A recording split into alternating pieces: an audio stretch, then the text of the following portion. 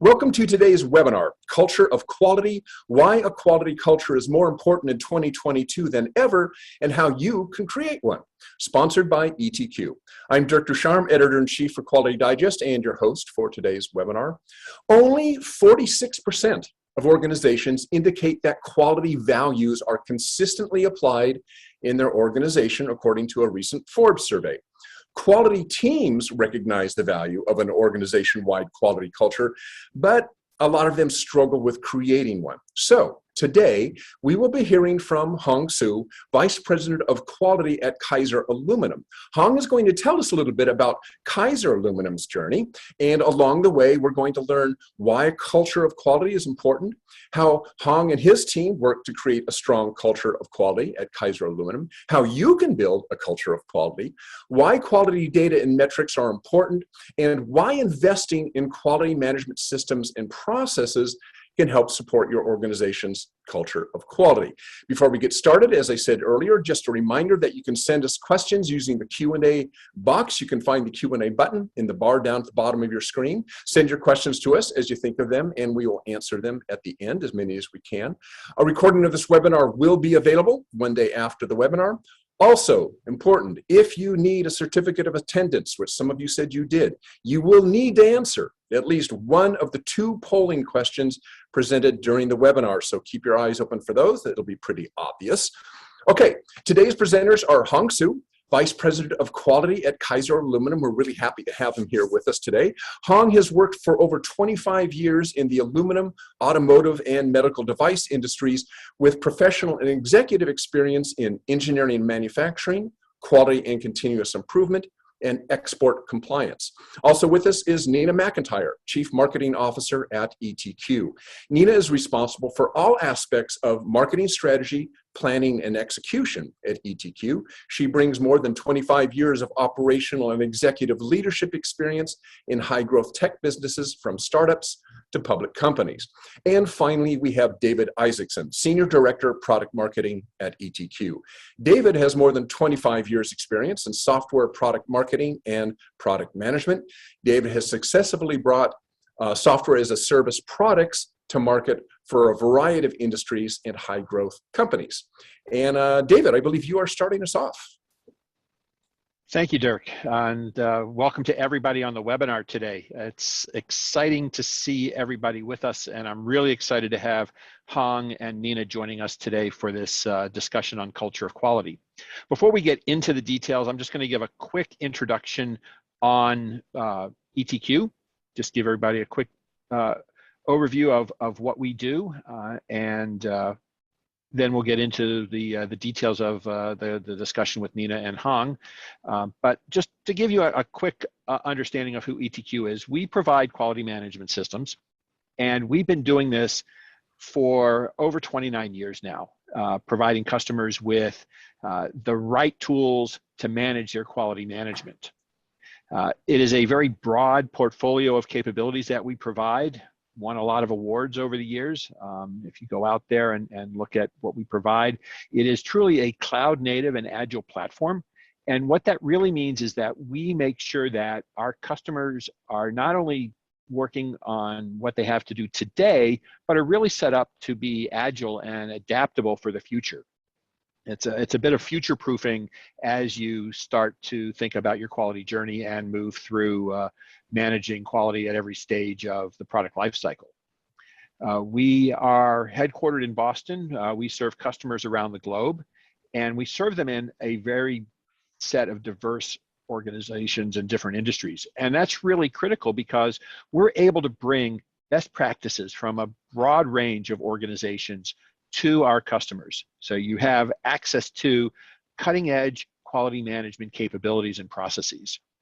And we have not only do we have a broad range of industries, but we also support customers from very small up to very large. And in a moment, I'll give you a brief peek at some of the customers who use ETQ to manage their quality. But before that, I just want to talk about what our belief statement is. And it really is allowing our customers to take a differentiated and a a really agile approach to quality management, to be really competitive in your industries. We have a solution that you can make your own. You don't have to follow our preset approaches to quality. It's really what makes you unique and how do you take advantage of quality in your industry, for your business, for your customers, for your employees. Now, as I said, we do support a very broad range of different industries and different customers, and you can see that they span the gamut here, from manufacturing to consumer goods to food and beverage to life sciences, medical devices, electronics, and so forth. So it's a pretty broad set of capabilities for a very broad set of customers, and we're able to bring this all together and share these best practices between customers, and that's really a key value that ETQ brings to the market. Now, with that, I'd like to turn it over to Nina, who's going to start to talk about the culture of quality. And I was muted. Thank you, David. I'm thrilled to be here, and most of all, I really appreciate you're joining us, and I want to thank Hong again for joining us. We have a great session, and I think it's a very important and super relevant topic. So it's just a pleasure to be here. First question, what is a culture of quality? This is an important part of what we're talking about today, and David's going to be advancing my slides for me here. A culture of quality really starts with a common language, a common set of goals, a common way of talking about your goals, and a common way of endeavoring to meet your market need, to fulfill your objectives, to serve your market. Those goals need to be built around shared values. Like any culture, shared values are an incredibly important part of how you build a cultural understanding around your goals and your cultural values, what it is you're endeavoring to do and how you go about doing them, the values, those need to be embodied throughout the organization. And I'm sure most of you understand this. These are principles that many of us have been trained on. However, it's hard to do. It's not something elusive. A culture of quality is not necessarily elusive. A culture of quality can be built. And I'm really excited for you to hear from Hong about the work he's done over the last 20 years at Kaiser Aluminum. And among our customer base of over 600 customers, I think his story is really quite compelling. So it's thrilling to tell that story and for you to hear him tell that story. But it's, I say a culture of quality is not elusive. It's real, it can be built, yet it's so hard to do. On this next slide, you can see that Forbes study. The Forbes study showed that only 46% of organizations indicate that quality values are consistently applied. So, it's well understood what it is, but yet less than half of our organizations would say that they consistently apply quality values.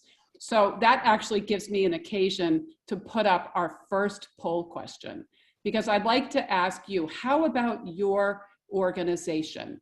Are shared values something that are consistently applied throughout your organization? Please click either yes or no. It's just a very simple question. And in a moment, what we'll do is share with you the answer. I'm quite curious if we're at about that 40 or 50% mark. I know a number of you in submitting questions in advance of today's session indicated that it's something you're aspiring to do in the coming year. So I'm thinking perhaps when we see our results here, we'll see that it's work you guys are investing in. Okay, interesting. Wow, that is an even split. Okay, so we had about 266 respondents.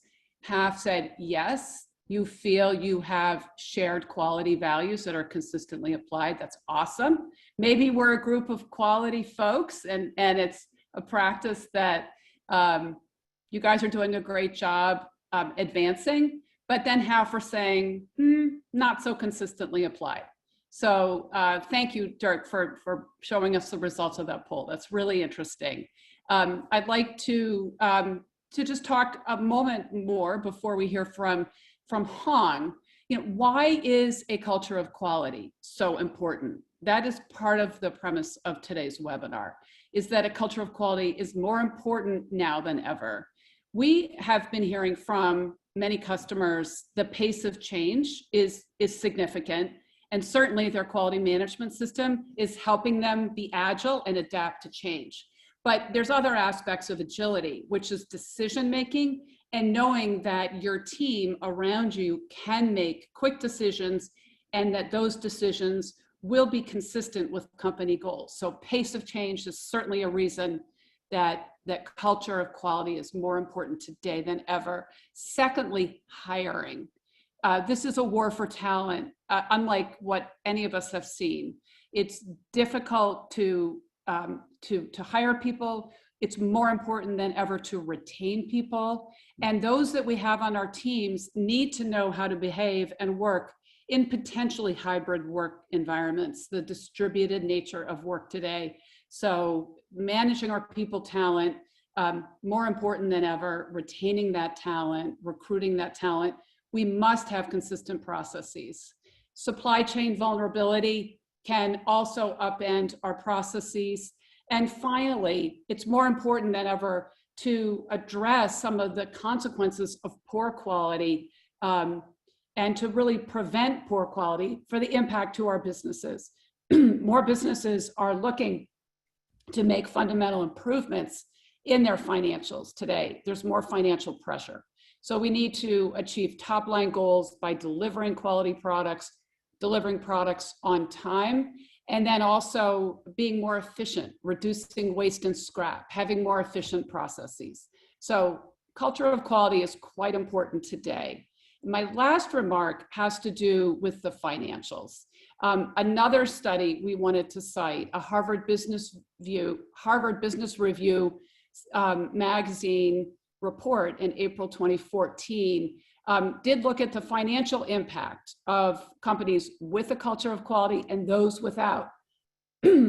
A company with a highly developed culture of quality spent on average $350 million less annually fixing mistakes than a company with a poorly developed culture of quality.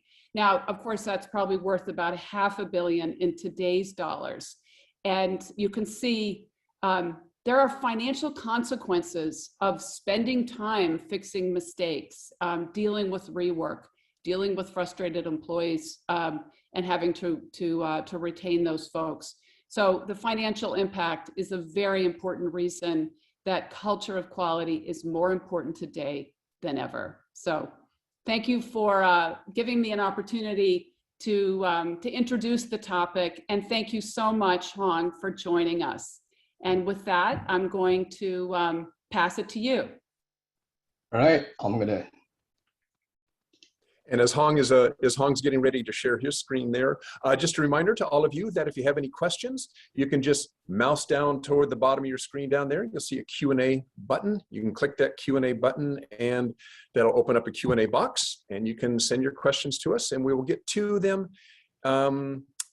as we have time at the end of the webinar. If we don't get to them, you'll be able to pass them, we'll pass them along, that is, to the speakers, and they'll be able to get back to you after the fact. Well, thank you, Nina. Let's see. Oh, it's my pleasure to be here. Can everyone hear me? Yep, we hear you. All right, excellent. Welcome and thank you, Nina, Dirk, and David, and Liz, and for all the work you've done to coordinate this event. The pleasure is mine to be here. I appreciate all the comment Nina had about Kaiser Aluminum and the culture. She and I had this discussion on this subject a number of years ago, and that has led to today's event. We at Kaiser, yes, we are passionate about the culture of quality, and we've been on this journey for over 20 years. However, I have to say that we are not the best, and I can't suggest that. And also, we are far from being perfect. We're not where we need to be.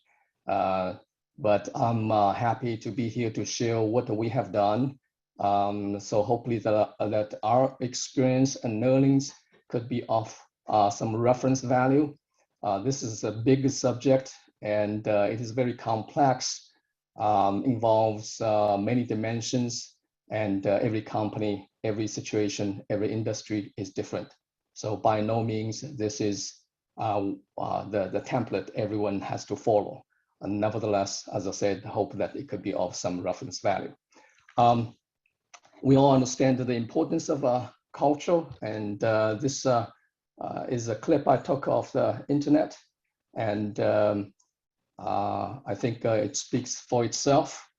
A little bit about me. I won't dwell on this. Dirk had an introduction, and I would just say that I've been with Kaizo for over 20 years. Kaizo has 14 plants strategically located throughout North America, producing wrought aluminum alloys in various forms for these 4 major market segments.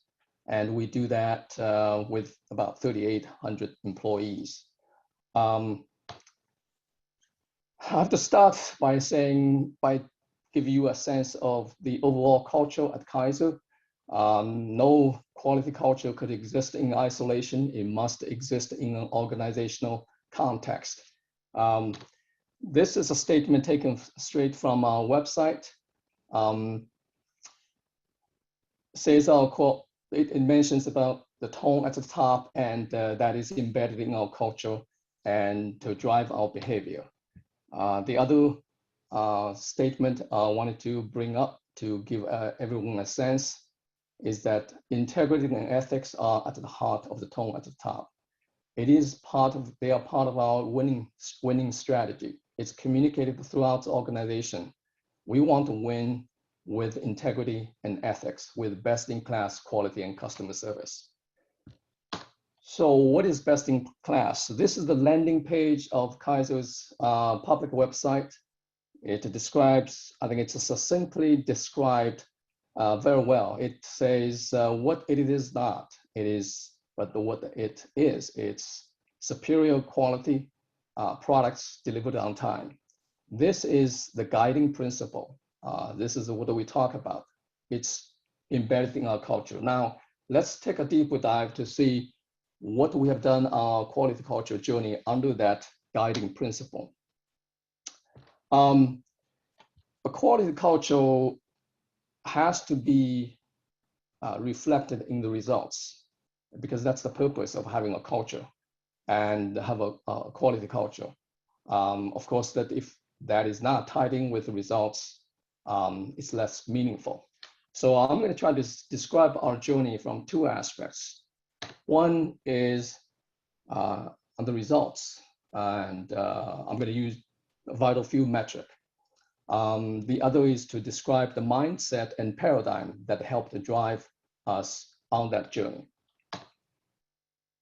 So vital few is, to state simply, is just a few categories of quality concerns that are vital to us, to our business, to our name, to our brand, to our reputation. And the few just means that it's a few category, and we have a vital few rate. This is a polynomial curve fitting plotted through the points of our vital few rate metric over the last 20 years. We started this in 2001 when I joined the company. We started defining that metric and all the elements around it and the protocols. And 2002 is the first year we started having the full year data. Unfortunately, I could not show you the actual data points. For those that are statistically inclined, you might ask, how well does the curve fit the points? The R squared is 0.87, so moderately well in terms of fitting. Of course, R squared of 1 is a perfect fit of a curve through the data points. The vertical axis is the vital few rate. The unit is number of occurrences per billion pounds shipped. We have gone through, even though it's a smooth curve, it's not that smooth journey. And we've had some ups and downs, but I could describe that say, in 3 phases. From 2002 through 2005, we had an initial drop. One could say that's the result of establishing that metric. Then we regressed in 2006, but from 2006 to 2012, it continued to decline quickly. And from 2012 to now, I would say it's the latest phase or stage where we have plateaued.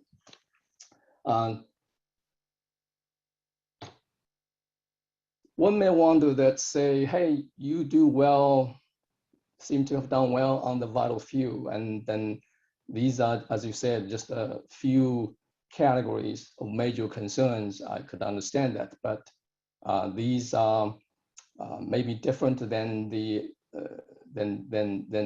because it doesn't capture everything. What about all the other quality issues, the whole ball game? We didn't know this when we started this because we wanted to contain the risks initially.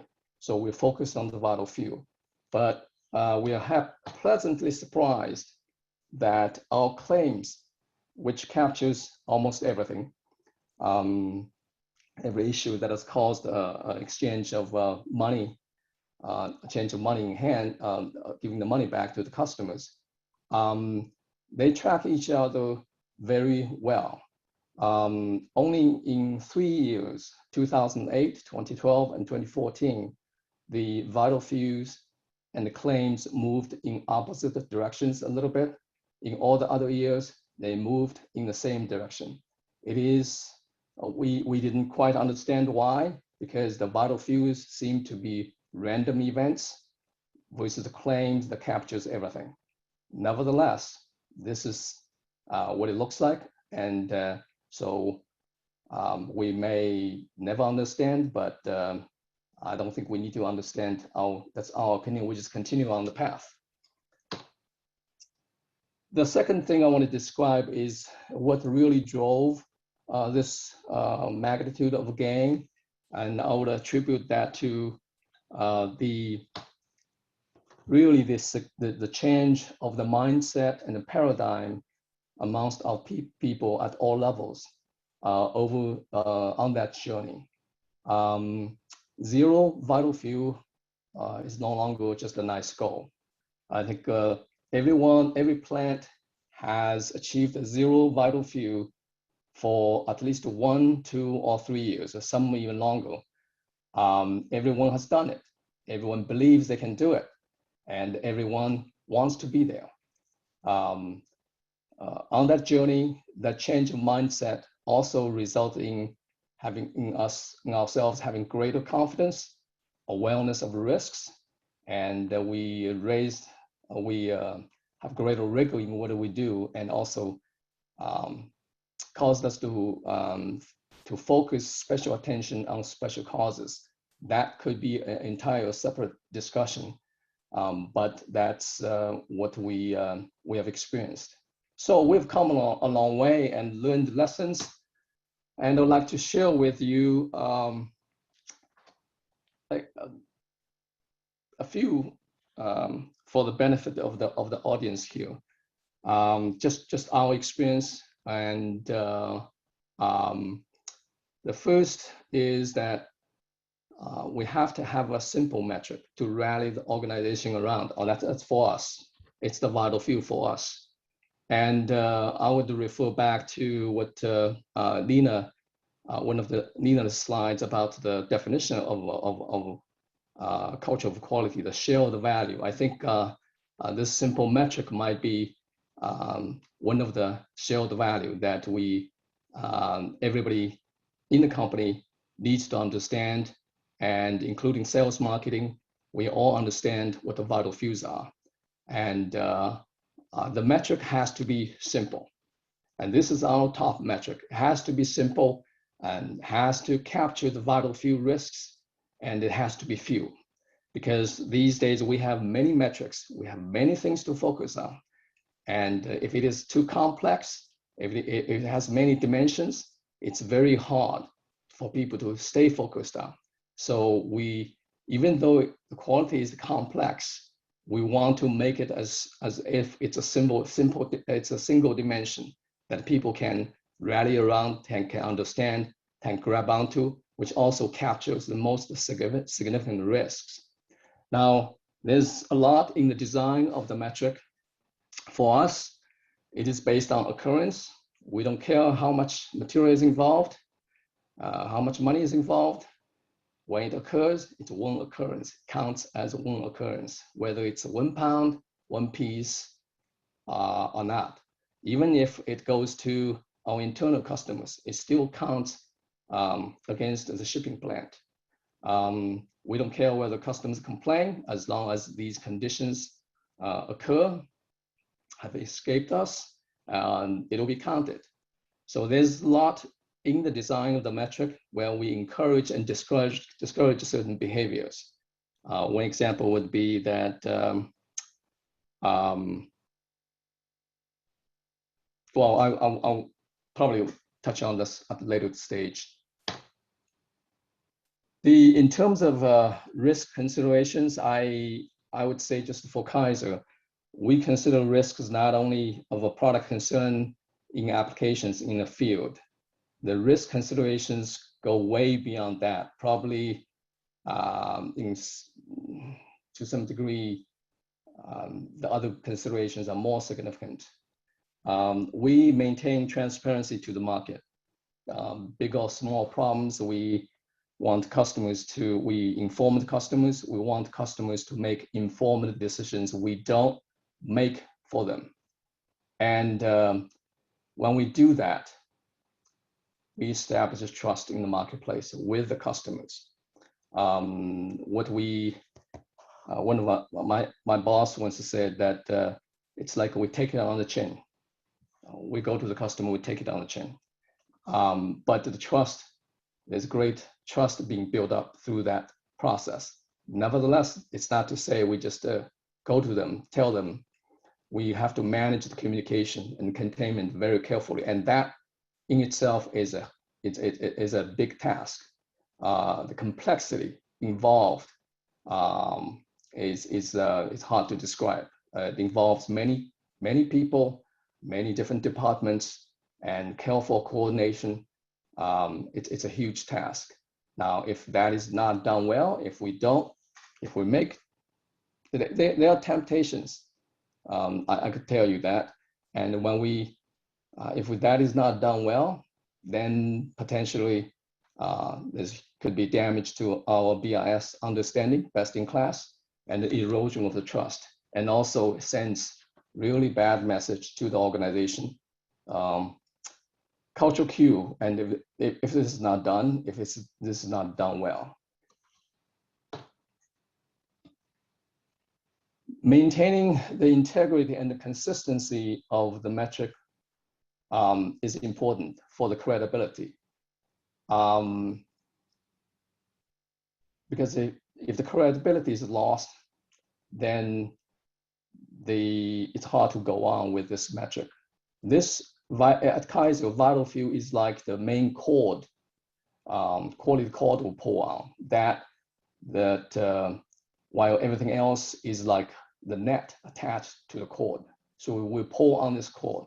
But if the credibility of this metric is lost, it's very hard to continue, and also very hard to restart.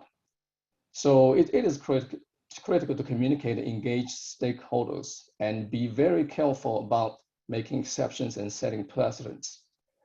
It can be eroded very quickly. I may say that as quality professionals, we need to be careful about that.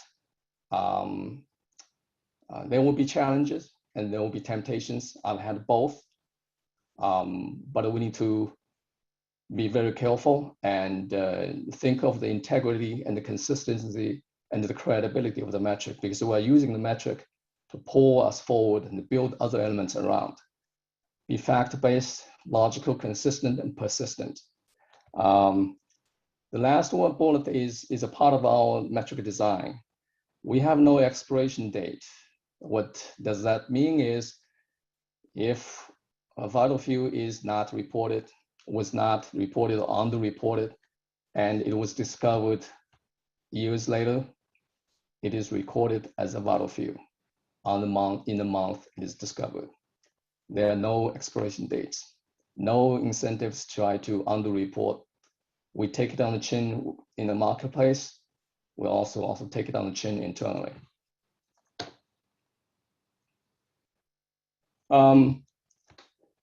The culture is most tested and then most vulnerable during tough times, challenging times, either in a downswing or upswing, or when there are a lot of changes. But these are also the times that the culture can, maybe the best time to reinforce culture. And these are the times also you need a strong culture to help you with quality. This might, I'll just expand a little bit. Because 2022, because of the pandemic and all the issues that we had, the change of workforce, the supply chain issues, and I think there are a lot of changes. And we all know when changes occur, whether it's upswing or downswing, they bring a lot of risks because we are forced to shuffle things, do things differently. And so these times are more challenging for culture. As I said, also they are the best time to reinforce culture, and they are also the times you need the culture the most. During those times, just be aware of the risks of our decisions and actions.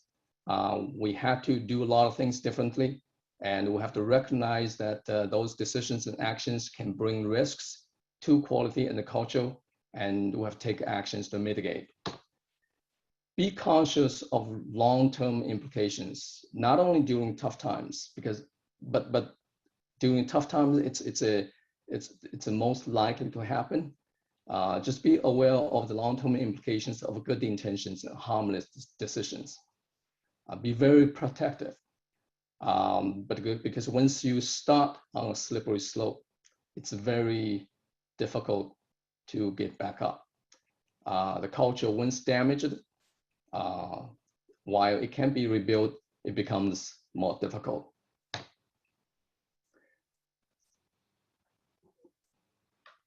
Put your money where your mouth is. Vital few is one of the metrics that we use in the evaluation of annual award. Very few of our plants can get to the Circle of Excellence award, although they are lower level of awards to encourage the plants. But vital few is one of the metrics. And for multiple plants, it's one and done. They get one vital few escape, they can't get the full Circle of Excellence award. And we've had plants that fell off because of that. The vital few rate is also factored in profit sharing calculations for our people at all levels, down to the people on the floor levels. And we also reward people for capturing deal misses. We did execute a lot of other things along the way, but I would say they are more the results. I mean, they helped to reinforce the culture and they helped us to achieve the gains. I would say they are more like the results of the mindset that have changed, the results of the culture. They can reinforce the culture, but I think they themselves alone may not achieve the culture that the gains in the culture that we want. So the decisions in vital few determination, as I say, the consistency, integrity in managing the metric, the transparency, and the responsiveness to the marketplace, the rigorous internal actions, especially during challenging times, either downswing or upswing, as well as a reward system, I think send a strong cultural cues to the organization. I know we communicate messages in word and in actions. I think that they need to be consistent. The cues of our decisions, what we say or what is not said, could be very strong signals. And oftentimes they can have stronger effects than the verbal messages. But we need to do both. We've made some gains, as you saw in the vital few chart, but we don't talk about diminishing returns, and we've plateaued in the last decade. One might say you've done well, but I think in our culture, we don't talk about the something has reached the level of diminishing returns because quality and quality culture can't stand still. It won't stand still. So we are continuing into the next phase. This is the chart that you've seen. And to mentally and visually change how we look at this, what we did is we changed the scale. We changed from linear to a log scale. And the reason we did that is to exaggerate that last decade. That we have plateaued and we've had more variations than on log scale chart than you would have seen on the linear scale chart. I think the next phase is not just this. We have more things that we have to contend with, and I think that what we are faced with are that many of a substantial portion of the total vital few events are what have never happened, and we didn't know that would happen. So I think, how do we deal with these that they could happen, yet they have never happened, and they probably will, once they happen, they probably won't happen for another 10, 20 years. If we can't get at those, we will still stay plateaued. And I think that the mental block initially is probably the biggest block. We have to get over the mental block to get at those that have never happened. And the question that we all ask is, the statement we are not to say is, we didn't know, nobody knew, because no customers cares. The question we should ask is, how come we didn't catch it? We may not be able to prevent it, but how come we didn't catch it? We let it get away from us.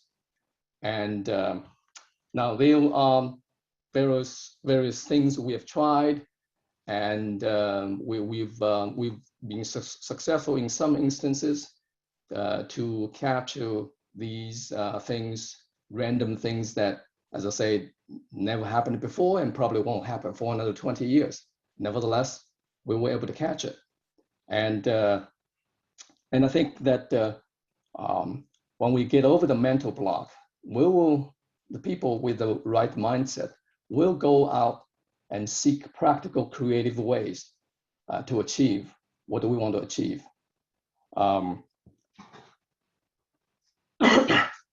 And as I've fortunately found out that many times, these creative things are not that complex and don't cost a lot of money. They're very practical.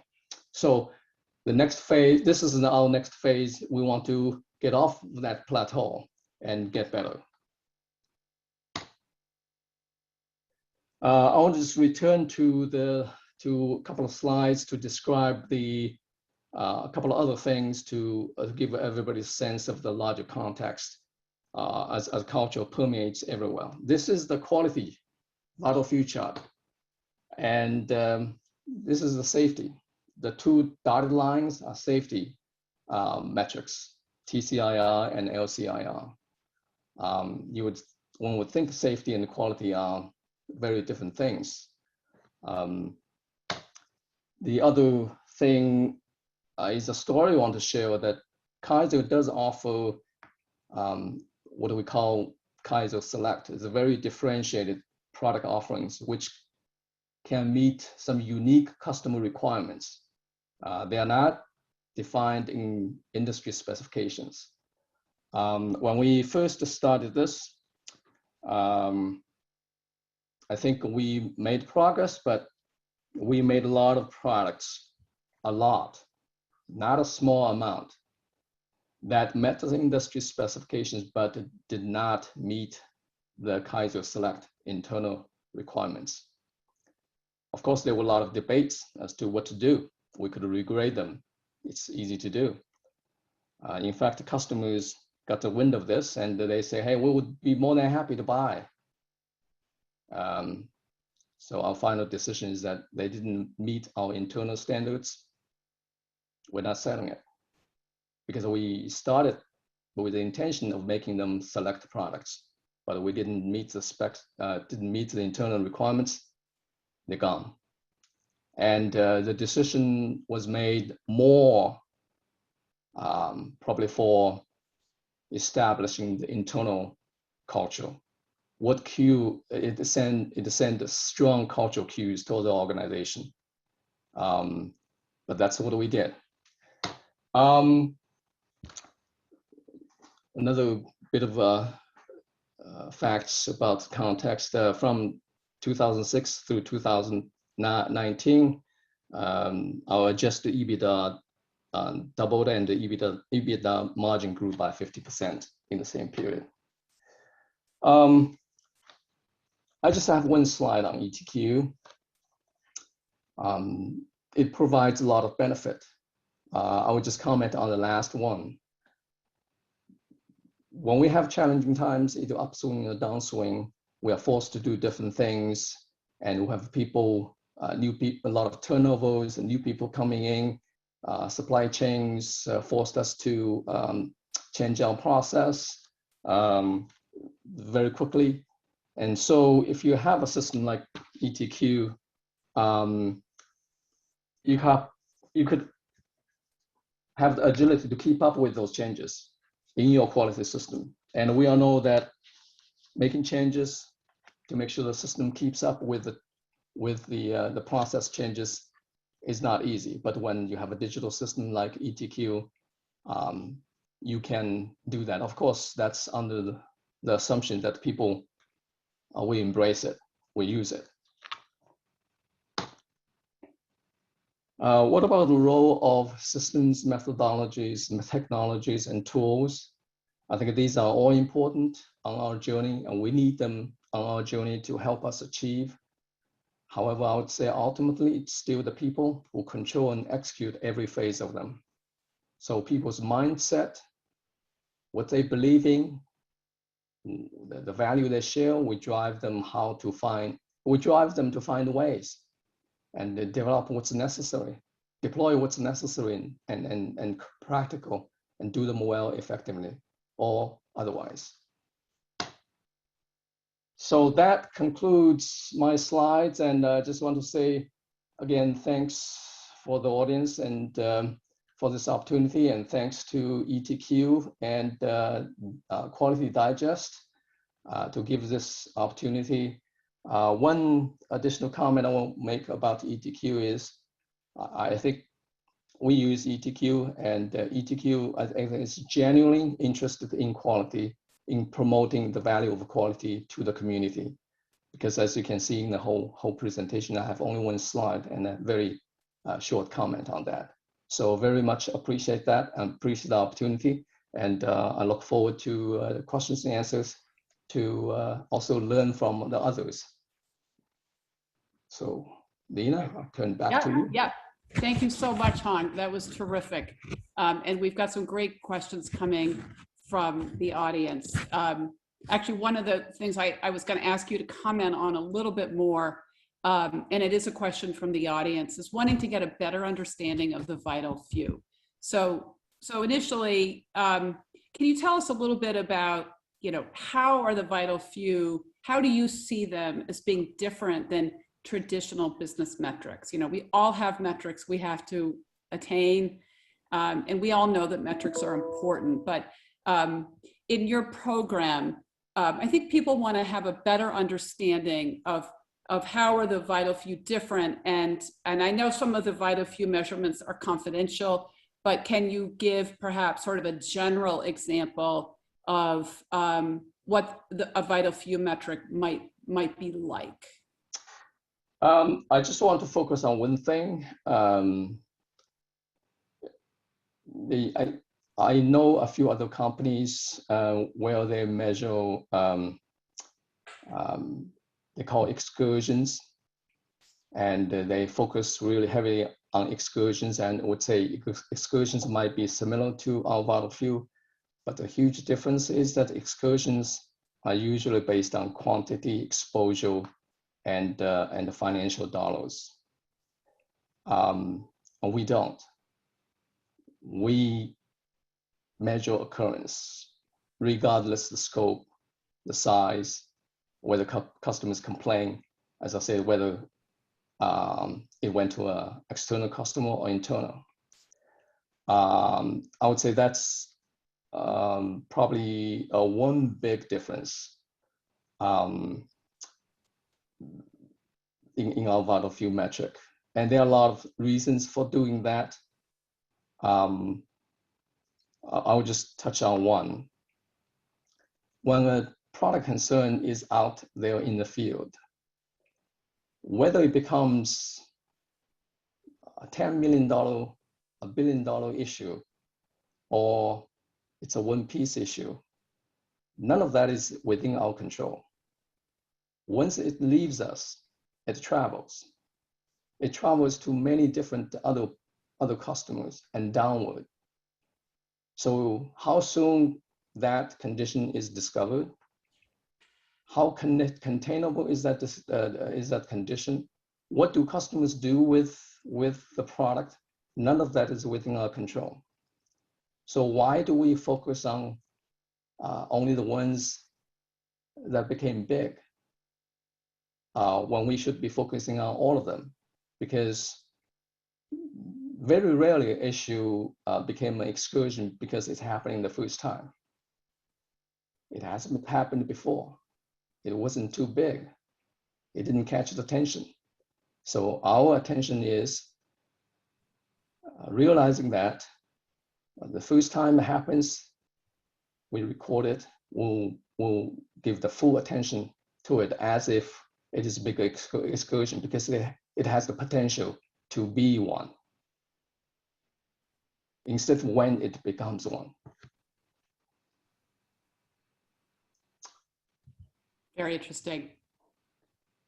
Thank you. Han, before we open it up, I'm going to ask you for one other comment, please. On one of your slides, you said culture is tested. It's tested a little more during challenging times. Why is culture of quality, developing a culture of quality today more important than ever? Do you believe it's more important now than ever? And if so, is this something that people should be taking away and using as a motivator to get this done? I fully agree. I think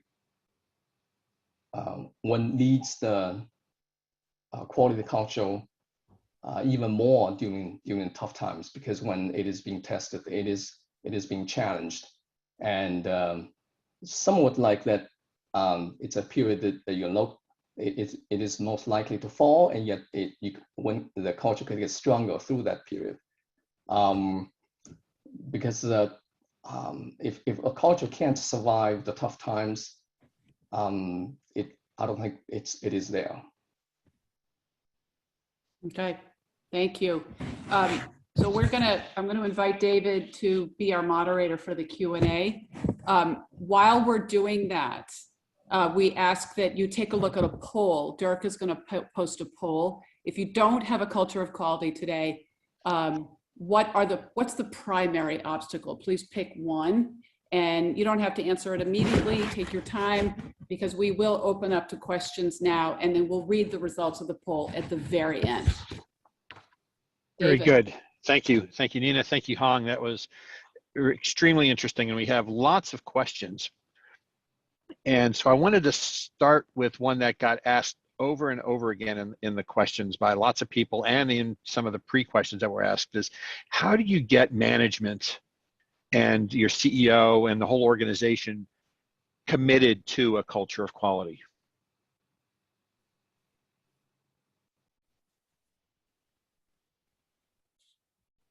And I'll turn that asset to you, Hong. I see a poll question. Oh yeah, Hong, we're just going to leave that poll question up for people to answer in the Okay. in the background there. Sorry about that. Okay, yeah, I was a little bit confused. David, can you Yeah, sure. I guess we Yes. need a culture of quality here. Yeah. But yeah, so the question that came in, has said multiple times from different members of the audience and even in the pre-questions, is how do I get my management, how do I get my CEO on down to really support implementing and keeping alive a culture of quality? Again, I can only speak from my own experience. I think every company has its tone at the top. One may argue that every company has the messages and the guiding principles, and not here to question the messages themselves and whether the decisions are consistent with the messages. But I think with that message, with the tone at the top, as quality professionals, we could build something up under that. And that's, I think, somewhat of what I did. I started with this vital few metric. I think, again, it's my limited experience. I think you have to have a metric. You build a metric, you establish the definition, the protocol and everything, and then get to the top management to buy in, get them to agree, and then have to follow that. And there will be challenges, there will be temptations. But I think once everything is well defined, the top management has approved of that. It could be communicated to the entire organization and train the entire organization, including sales and marketing. But the metric has to be simple and has to capture, very importantly, the most vital few risks, the threats to the company. And it's very hard for anyone to deny that, to say no. Once that's established and you start run with it, there will be times when there will be a lot of pressure, challenges, because decisions will have to be made. Does this count as an occurrence? And why not? Why it should be? So when you establish a protocol, a metric, and then protocol, then you have something to go to say, hey, this is what we agreed, and we agree these things capture vital few threats to the company, and this is what we ought to do. So we ought to follow that. I'm not, by no means, I'm saying it is easy. I probably lost friends along the way, gained more along the way as well, and I think more people are believing than before. But that's okay. I think that's, as a quality professionals, I know that we have to pick the fights, pick the right fights, and we can't be fighting battles across all front. And if there's one I will pick, it will be the vital few. The way I'll pick the battle, and we have to hold the line because we've already established what the protocol. I would say for quality professionals, this might not make many friends, many times our fault ourselves. We made exceptions. We made things convenient. But once we start that, it's very hard to go back. You set the precedent and you are on a slippery slope. And a small precedent, it can only grow bigger. It never gets smaller. That's how we get on a slippery slope. So I think that establishing something concrete, quantifiable, and captures most significant risk and threats to our name, to the company, would be something to start. And then you build the quality culture around that metric. You use the metric, as I said, as the cord. Not only addresses the vital few risks, but also we can use the cord, use that as the main cord to pull the rest of things along. As I said, this is a complex subject. The quality involves many elements and many dimensions, and yet I want to make it as simple, single dimension as possible so that the organizations can understand. And they may not know that there are other elements that get pulled along, but the rigor, the discipline, the culture that we establish on vital few can permeate through the main cord to the other parts. I'm not sure if I answered the question, but that's the best I could come up with. No, that's great. Thank you, Hong. And then staying on the vital few, Larry asked a question about your implementation of ETQ. How long ago did you implement that? How long did it take? And what's been the greatest impact on your vital few from ETQ? I think Kaiser, the way of implementation is a little bit unique. So it probably is not a good example. Yeah. Kaiser's plants have a lot of autonomy. There are very few things that are forced down to the plants. And our plants are also very different, from hundreds of people, thousands of people, to 30 people, because each plant is uniquely focused on making certain things. So our implementation is not like a mandate.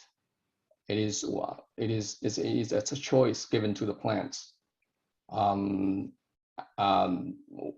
So it's only the parts the plants want to implement at the time they want to do it. So I would say, personally, I would say I wish that the ETQ would be more deployed across the board, but that's not how it works. And I think that what I've noticed is there are surprises. Some plants and some people just embrace it like in a week, and others just don't seem to do that, or they are not ready yet. And the biggest gains would be that it's just another tool that is available, and I think many did embrace, and we did speed things up, and we had better communication. And if you go back to that slide, the availability of the data, so we can make decisions quicker, and the way we use the workflow to help facilitate the communications, because keeping paper is very difficult to keep track of. So the ETQ is, especially a lot of different modules are dual linked, and that is very big advantage for us, making things making it so much easier to look up things and to know the history. And as I also said on the slide, this helps to establish continuity in organizational knowledge, best practices. in keeping the history, because when you do a paper system, a lot of these things are lost when people turn over and leave. Right. All right. And I just one little final question here before we wrap up, really quick. Hopefully that you've got this culture of quality focused really on Kaiser, but have you also tried to expand it or looking to expand it to your supply chain? And that's a question from Charles. We have not, and we don't have a big supply chain. We just buy aluminum and some alloy elements, and we do have a lot of other service suppliers. I would be honest, we have not tried to push this to our supply chain yet. Okay. And I think we've reached the top of the hour, and I'd like to thank Hong and Nina both for this very informative webinar, and I'll turn it back over to Dirk. Thanks, guys. That was a very informative webinar. Thanks a lot, Hong. I appreciate you taking the time out of your day to share your experience with building the quality of culture at Kaiser Aluminum. Some good lessons there for us. And also thanks, Nina and David, for your part in the presentation too. Great job, guys. Yeah. Thank you, Hong. Thank Dirk, you. would you show the poll? Oh, sure. Sorry about that. Yeah, the poll results. Let's take a look at that. Yeah, I think that'll be interesting. We also have some resources here. Okay. Number one reason, those who do not have a culture of quality, the 50% presumably, we say we care about quality, but we do not have executive team to support. So kind of comes down to getting people aligned around common language and quality values, and that starts at the top. Yep. Well, I want to just thank everyone for joining us, and especially thank Hong for this wonderful presentation. It was a pleasure, and there are more resources available to you, and then of course this webinar will be available for you to share with your colleagues, or perhaps watch it again. Yeah, and I wanted a little something about that. So about 24 hours from now, so about this time tomorrow, all of you who registered will be getting a link in an email from Quality Digest with a recording of this webinar. So keep your eyes out for that email. It'll be about this time tomorrow. So that is it. So thanks to all of you for joining us, Hong, Nina, David, and for all of you out there. Thanks, and we will be seeing you at the next webinar. So long. Thank you. Have a great day. Thank you.